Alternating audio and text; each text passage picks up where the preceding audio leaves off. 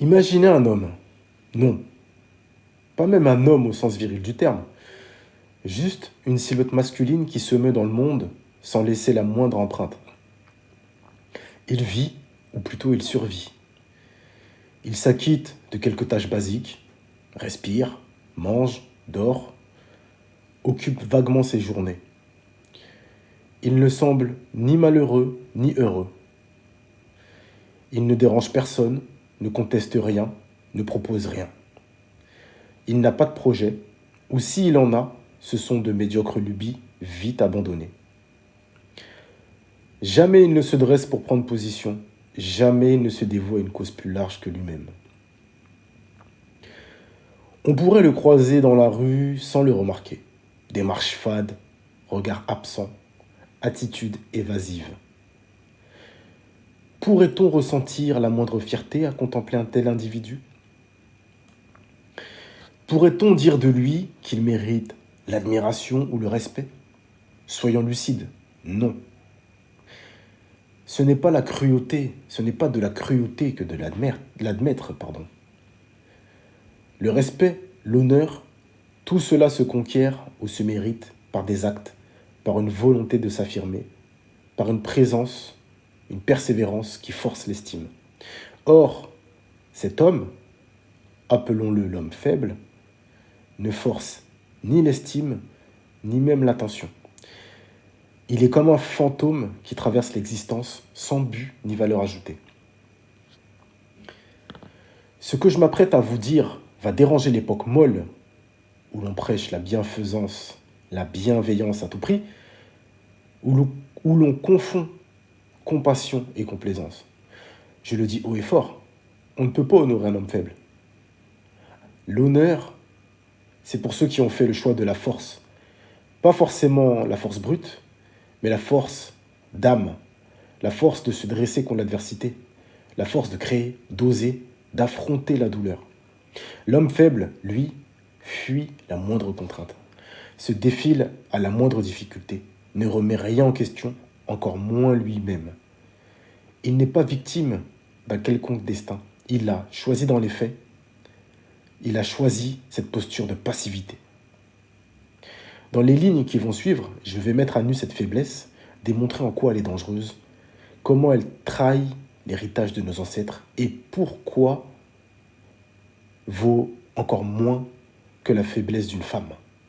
Oui, je puiserai dans la pensée de Nietzsche, de Machiavel, qui ont su pointer du doigt les grandes illusions humaines et la nécessité d'une volonté puissante pour s'extraire de la médiocrité. Je rappellerai des figures historiques et le verdict implacable de la postérité. On ne retient que les forts. On méprise ou on oublie les faibles.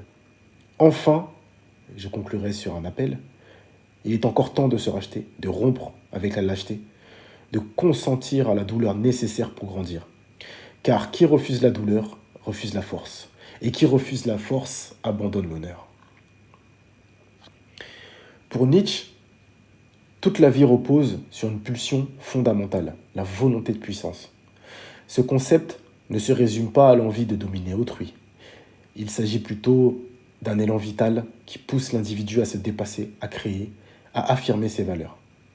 Chez Nietzsche, l'homme qui incarne cette volonté n'est pas forcément un guerrier sanguinaire, mais un être qui se transcende pour aller vers le surhumain, symbole d'excellence et d'affirmation de soi.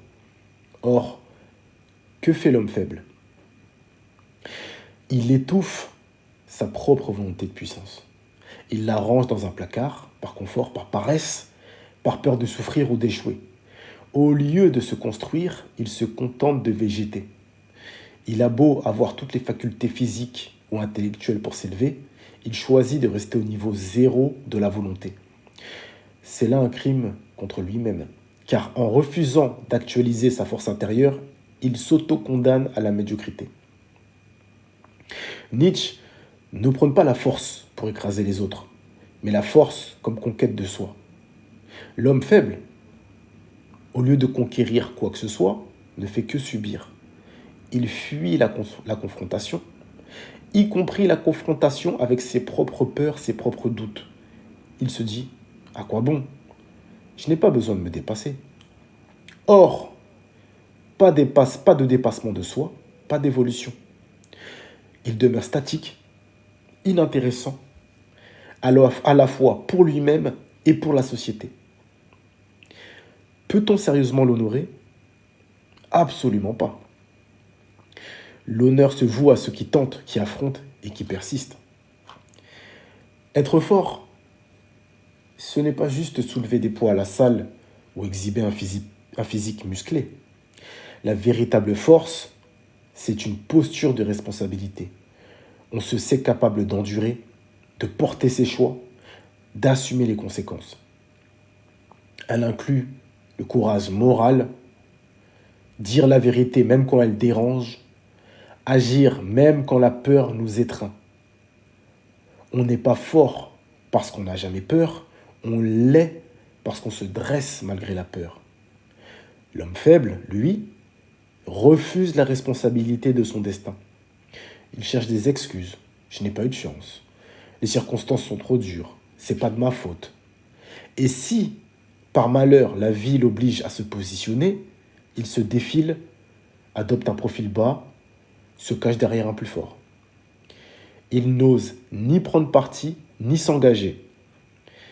Il protège une zone de confort illusoire, se privant de l'élan vital qu'est la confrontation avec l'inconnu. Et le plus triste, c'est qu'il croit que, parfois être humble, il croit plutôt, parfois être humble, alors qu'il n'est que lâche. Il ne s'agit pas d'écraser les autres, mais de ne pas s'écraser soi-même. Quand Nietzsche dit « deviens qui tu es », il invite chacun à assumer la grandeur potentielle qu'il porte en lui. L'homme faible, au contraire, se contente de la plus petite version de lui-même, espérant que personne ne le remarquera ou ne le jugera surtout. C'est ce manque d'orgueil sain qui le réduit à la servilité envers la vie. La force est un choix, la faiblesse aussi. Un choix à peine conscient, certes, mais qui révèle un refus de se colter à la dure réalité. Il n'y a pas d'honneur à honorer ici. Il serait tentant de se dire qu'un homme faible est inoffensif. Après tout, il ne confronte personne, ne se met jamais en avant, n'impose pas sa volonté, mais c'est un leurre. L'homme faible peut se révéler plus dangereux qu'un ennemi franc et fort. Pourquoi? Parce qu'il se sait faible, et cette conscience le rend sournois. Il cherchera parfois à compenser sa carence de courage par des manigances et des coups bas. Trop lâche pour prendre parti, il navigue à vue, au gré du vent, prêt à trahir ou à se renier pour éviter l'affrontement. Machiavel mettait en garde contre les alliés incertains, ceux qui ne possèdent pas la fermeté de caractère pour tenir bon dans l'adversité. Mieux vaut, selon lui, s'entourer de gens capables de supporter la pression, quitte à ce qu'ils soient puissants et fiers, plutôt que de s'embarrasser avec des esprits faibles qui, à la première difficulté, fuient leurs engagements. L'homme faible ne tiendra pas sa parole, ne vous protégera pas le moment venu, et peut se retourner contre vous s'il y voit un intérêt ou s'il craint trop pour sa peau. Imaginez un navire en pleine tempête. Le capitaine doit pouvoir compter sur un équipage solide. Celui qui s'effondre, qui cède à la panique, peut faire chavirer l'embarcation. C'est la même chose dans un collectif social. Un homme faible, soumis à la peur, peut vendre ses proches, ses principes, tout ce que vous voulez, pour sauver sa misérable tranquillité. Il est donc un facteur de dégradation morale et de chaos potentiel. Le plus grand des traîtres est souvent celui qui n'a pas la force d'être loyal. La faiblesse est stérile, pourrait-on dire. Un homme fort, même s'il commet des erreurs, a le courage de se remettre en question, de pivoter et de corriger le tir. Il est capable d'avancer, car la remise en question fait partie intégrante de la croissance. Mais l'homme faible n'a pas cette lucidité. Chaque fois que la nécessité de changer s'impose à lui, il se réfugie dans le déni. Pourquoi devrais-je me remettre en cause, après tout? Je suis déjà très bien comme je suis. De même, il ne prend aucune initiative pour bâtir quelque chose de durable. Il craint l'échec, donc il ne crée rien. Il craint la responsabilité, donc il se contente de suivre le sillage d'individus plus entreprenants. Au final, il n'apporte rien au monde.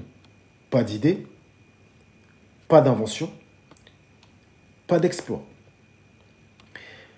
Il navigue à la surface de l'existence, consumant des ressources, s'agrippant à la douceur d'une vie sans relief. Paradoxalement, l'homme faible peut arborer un ego hypertrophié. Il croit, ou du moins il feint de croire, que son simple fait d'exister mérite l'attention. Il se met en scène comme victime. Lorsque les choses tournent mal, attendons qu'on le secourt.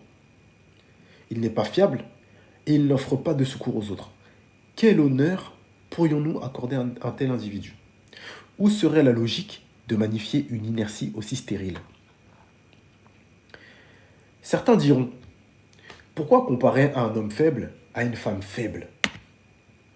La faiblesse n'est-elle pas critiquable chez tout être humain?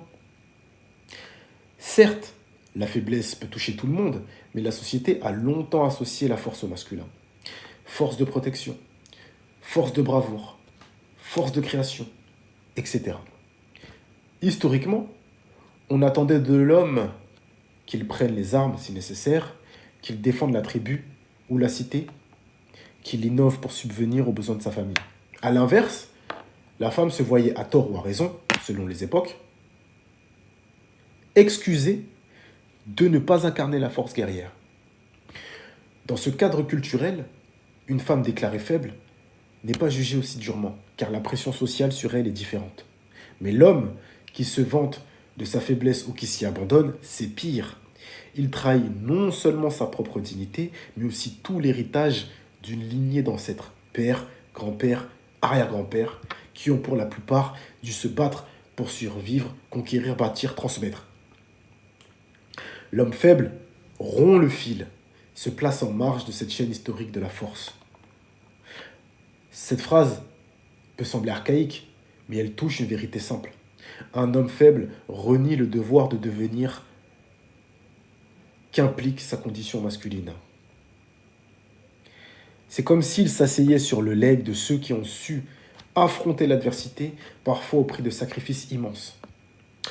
Schopenhauer souligne l'importance de la volonté, source de toute énergie vitale. Renoncer à cette volonté, c'est retomber au stade d'une existence végétative. Une femme, par la pure logique des stéréotypes, aura moins à se reprocher si elle avoue sa faiblesse. Même si, dans la réalité, beaucoup de femmes font preuve d'une force admirable et qu'elles n'ont pas à se justifier de leur courage.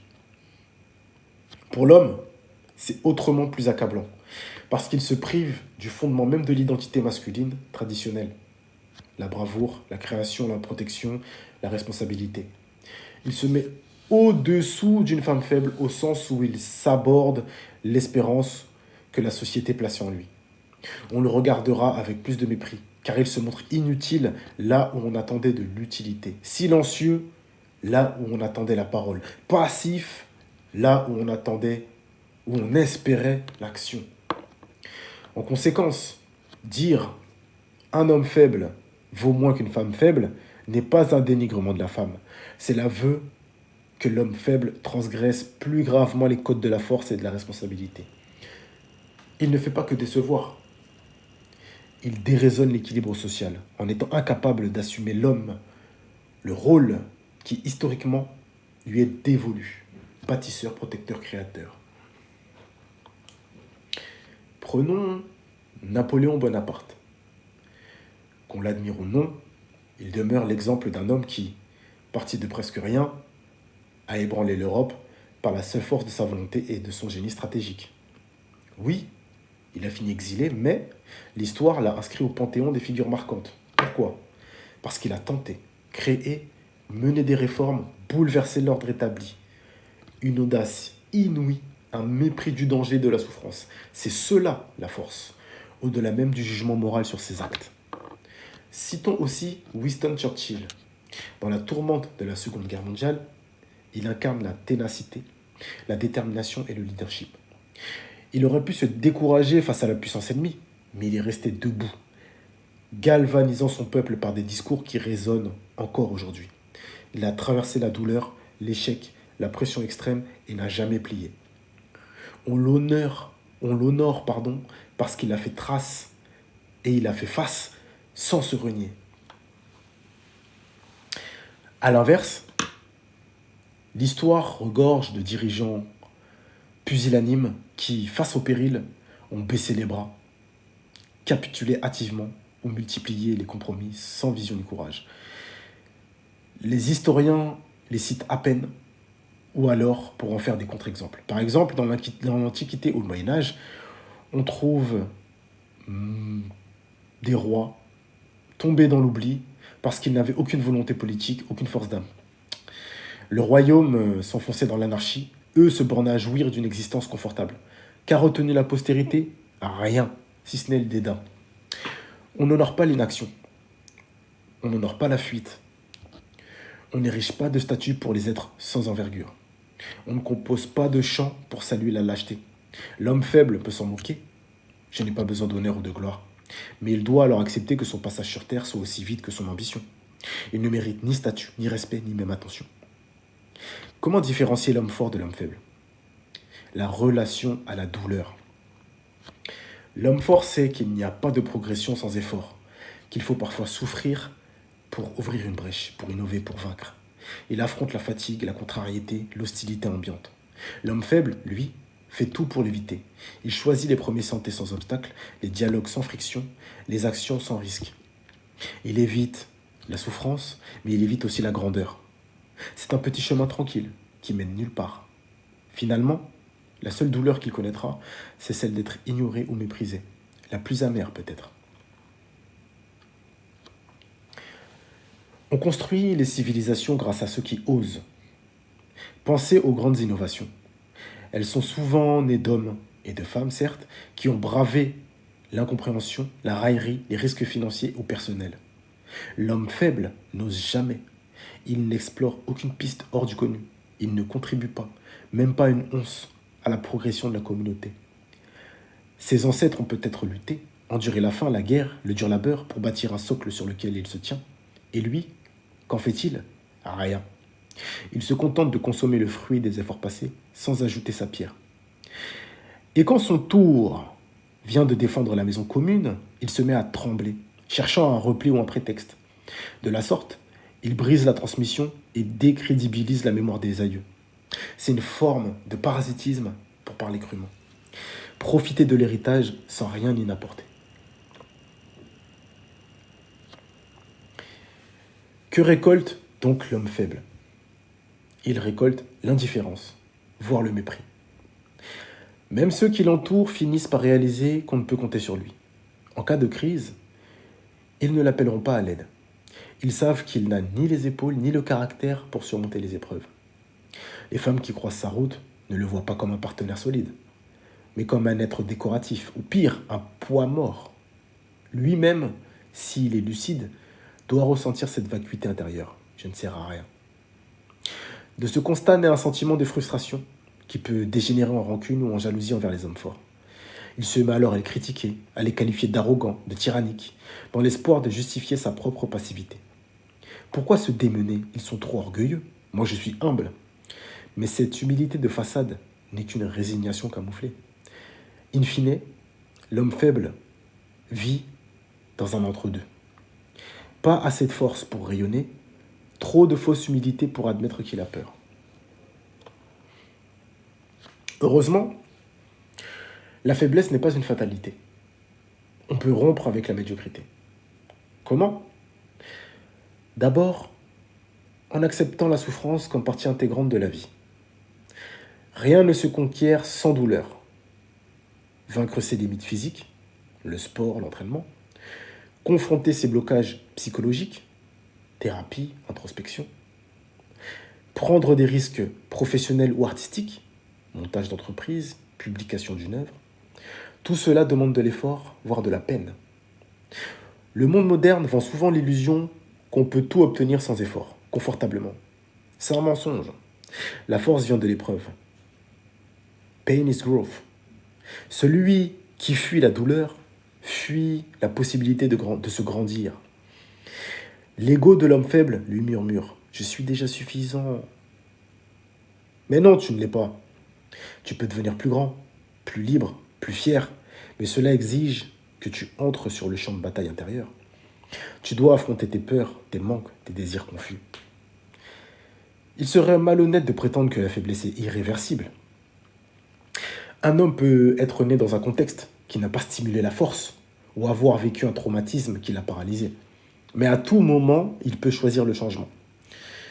Comme l'écrit Nietzsche, il faut encore porter en soi un chaos pour pouvoir mettre au monde une étoile dansante. La force, c'est parfois réveiller ce chaos, cette rage, cette volonté qui sommeille et la canaliser. On sort de la faiblesse en faisant le premier pas. Prendre une résolution audacieuse, se confronter à une petite douleur, puis une plus grande. Se discipliner, forger un nouveau caractère. Cela ne se fait pas en un claquement de doigts, mais c'est un chemin qui rend chaque jour un peu plus digne d'honneur. On se rapproche ainsi des ancêtres vaillants, on ressuscite la filiation, on redevient acteur de l'histoire familiale, voire du destin collectif. L'honneur n'est pas un mot vieilli, c'est un concept qui incarne le respect que l'on se doit à soi-même et à ceux qui nous a précédés. Perdre l'honneur, c'est accepter la situation indigne sans lutter, c'est renoncer à être un homme au sens fort du terme. L'homme faible, l'homme faible, s'il persiste, s'il ne fait aucun effort pour se réveiller, finit dans l'oubli et le mépris. Ni l'amour des siens, ni la mémoire collective ne peuvent célébrer l'inaction.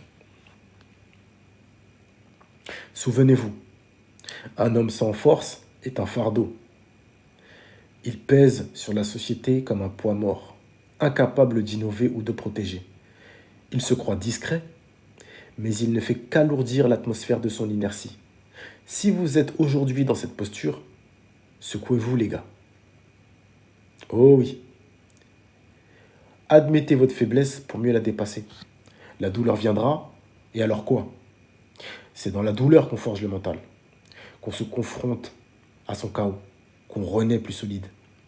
C'est là le chemin de la force, et il est plus accessible qu'on ne le croit, pour peu qu'on le veuille. Redevenir fort, c'est redevenir soi-même. C'est redevenir un homme digne d'être cité, ou au moins respecté par ses proches. L'honneur, ce n'est pas un ruban qu'on nous décerne, c'est la résonance intérieure d'un individu qui a conquis sa propre existence. Qui renonce à cette conquête renonce à tout. Alors, choisissez soit la force, avec sa part de douleur, de combat, d'incertitude, mais aussi sa fierté, soit la faiblesse, la pseudo-sérénité, d'une vie sans relief, sans honneur, sans éclat, qui s'y complaît, mérite l'oubli, non l'admiration.